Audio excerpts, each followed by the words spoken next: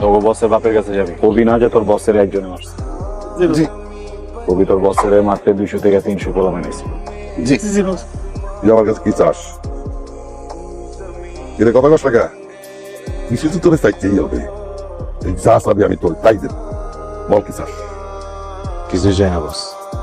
আজকে থেকে তুই আমার লগে কাম কর। কি হয়েছে?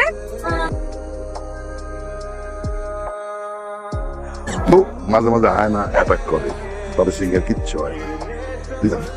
ভিতরে যা। ও আজকে থেকে আমার লগে কাম করবো। যা ভিতরে। কেন আসছো? জানে ভয় নাই? গেছাছো, ভালো লাগতেছে না? কেন আসছো? তোর দেখি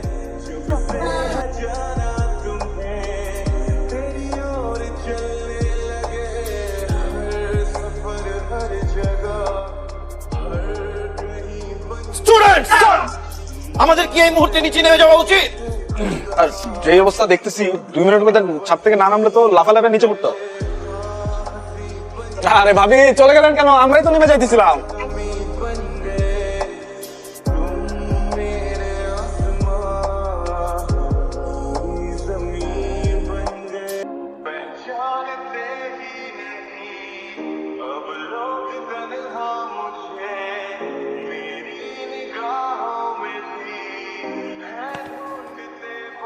এখানে কি কি চাই?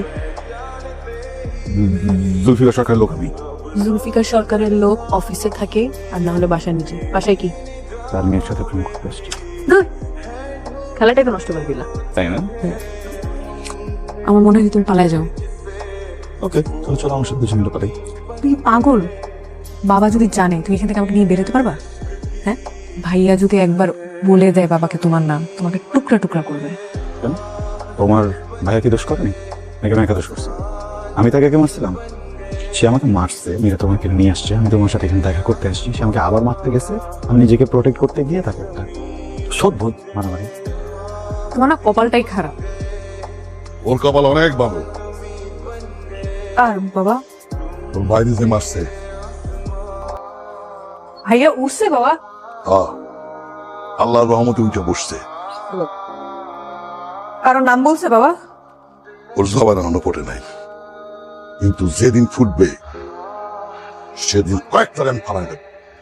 যত বাজে সিচুয়েশন হোক না কেন, আইনকে নিজের হাতে তুলে নেবেন না স্যার, আমাদেরকে বলবেন, আমরা আইন নিজের হাতে তুলে নেবো স্যার, কোনো সমস্যা নেই।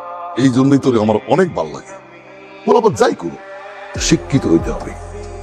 শিক্ষিত গুন্ডাও ভালো।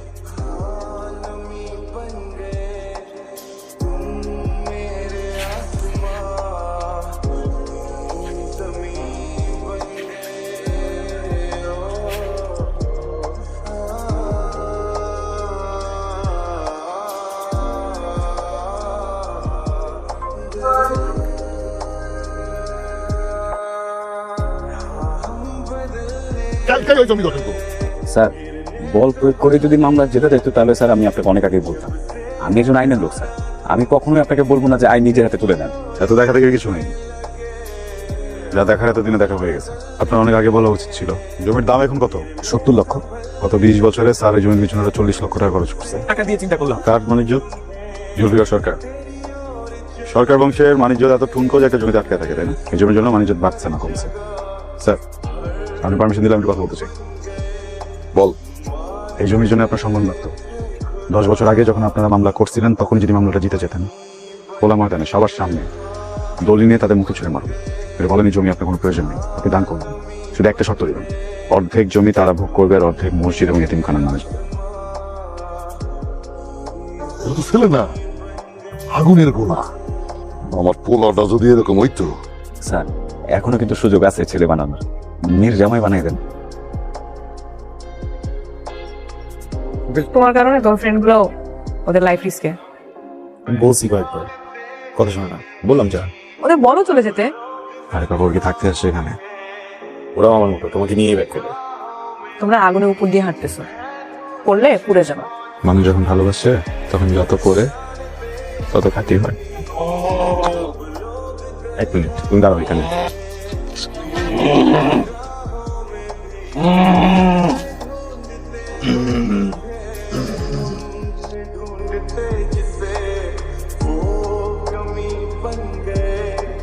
আমার না এত বেশি খুব খটকা লাগতেছে।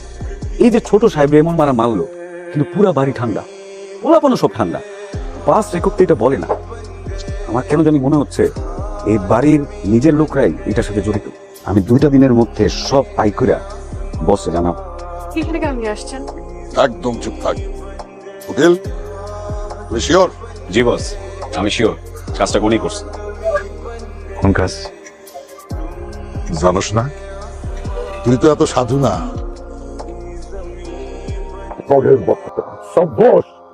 সিংহ 5 বছর আমি এই টেন্ডারের জন্য অপেক্ষা করছি। তুই টেন্ডার একদিনে হাজির করছস। বাঘের বাচ্চা রে, আমার সিংহ। তোর মতো এক সময় আমিও আসছিলাম, ফুকের সাহস দিয়া বুদ্ধি দিয়া এগুলি অর্জন করছি। আজকে এটা উপরে উঠতে উঠতে একেবারে আকাশের কাছে। আমি যদি আমার মাইয়ার তোর কাছে বিয়ে দেই, তুই পারবি না এই সাম্রাজ্য আরো উপরে উঠাইতে? কিরে, তুই পারবি তো?